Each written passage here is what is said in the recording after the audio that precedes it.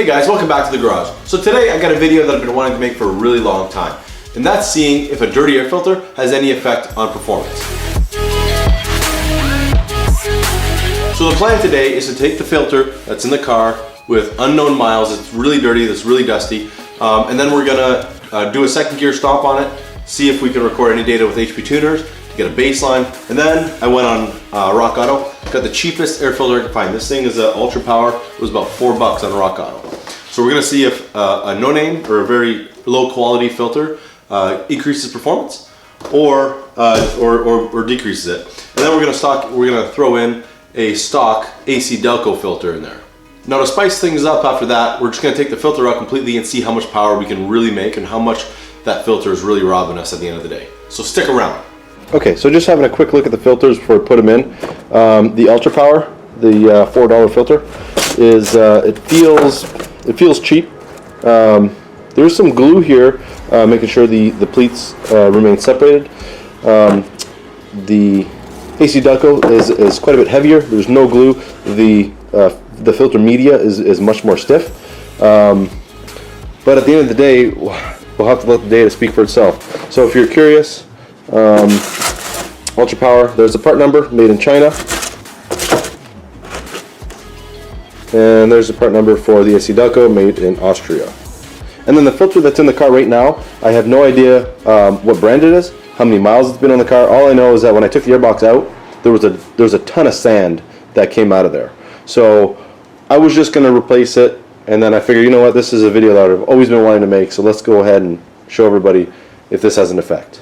And then when we go to take the air filter off completely, all I'm going to do is pop the lid off and take the air filter, and we're going to leave the box in place and leave the snorkel that goes to the grill. So whatever results we get is purely based on the restriction of the air filter and not taking the whole air box out or anything like that. Okay, so before we get started, let's take a quick minute and hear what our sponsor has to say. Oh, that's right, we don't have a sponsor. Make sure you subscribe.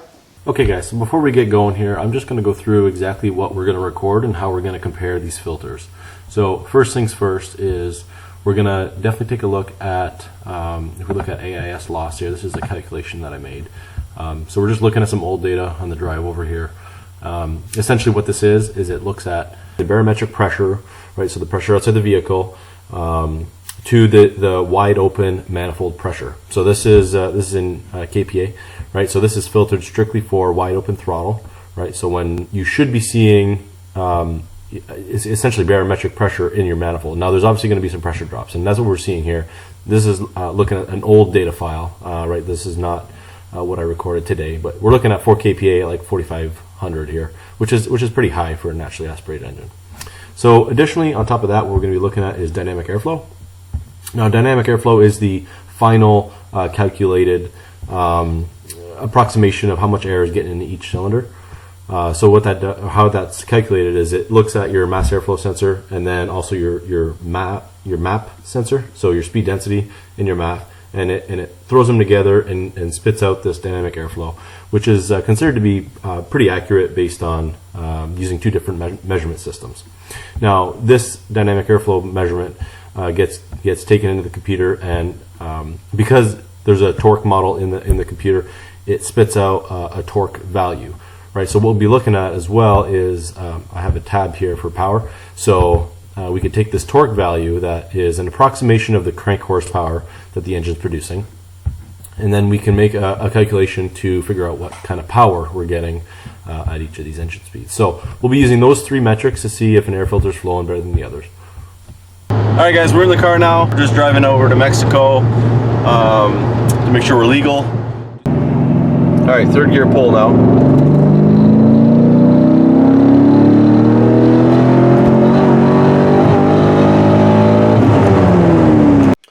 Alright guys, so I just got back from running the test, and this is the old air filter or baseline. You can see all the crud, all the junk that's in there. This is well used, but it turns out that it looks like an AC delco filter. That's the same part number as the new one that I just put in there. But oh, here, look at all the dust just coming out of it. Like, oh yeah. So this thing was well used. I don't know how many miles, but it looks like it's been there for a bit. So let's go look at the data and see what it tells us. Look at all this dust.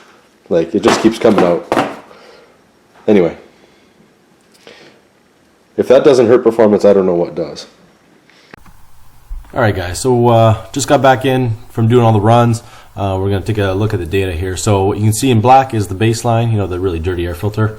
The red is the AC Delco. The green is Ultra Power, you know, the $4 filter. And then the pink or whatever here is the no filter at all. So each of these runs were 2 runs, and then I took those 2 runs and averaged them together. So what you're looking at is one curve, but there's 2 runs in that curve. So if we look at the mass airflow sensor reading, it's really, really noisy, and this is one of the reasons why GM uses both mass and speed density. This is not super accurate, so no deductions to be done here.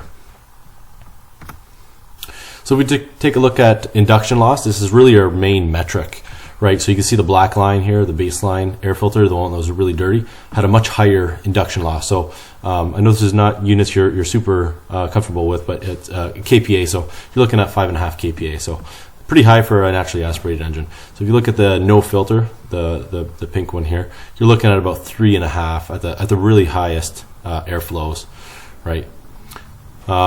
Looking at AC Delco, a new AC Delco versus the Ultra Power, you can see Ultra Power does have a slight bit higher of a delta pressure than the AC Delco. So I think, you know, we're better off with the OEM as far as the delta pressure goes. Now, if we just take a quick look at the airflow, I got a couple tabs here. So cylinder air mass, dynamic airflow, and then volumetric efficiency airflow. All these are kind of saying the same thing.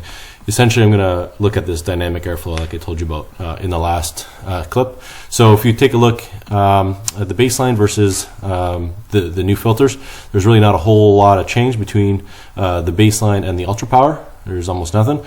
Under 1% change in the difference, or sorry, less than 1% change between the baseline and the new AC Delco. And then if you take a look at the Ultra Power, 310 grams here, you're looking at almost a 2% change, and this is increasing as we increase engine speed. So as the demand goes up for airflow, you get a larger and larger separation in these two. So so if we take a look at there, that's again 2%.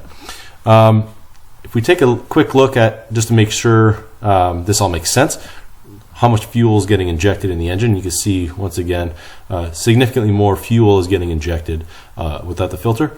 And then between the three, there's really not a whole, between the 3 filters, there's really not a whole lot there. So if we take a quick look at torque and power, if we take a look at the torque curve, there seems to be, there's really no huge difference at the low end here, which is kind of what you would expect. There's really not a whole lot of airflow, so you wouldn't be seeing a huge difference in torque. So if we look at our peak torque, I think they're all within one foot-pound, yeah. And then obviously the no filter is just a little bit higher than that at 2 foot-pounds. If we take a look at peak power, what you'll notice is that, and I've noticed this in a few other videos as well, but peak power for the LS2 is supposed to be at 6,000 RPM, but you can see clearly that this is nosing over pretty significantly. So peak power, what we're seeing here is right around 5,600, 5,650.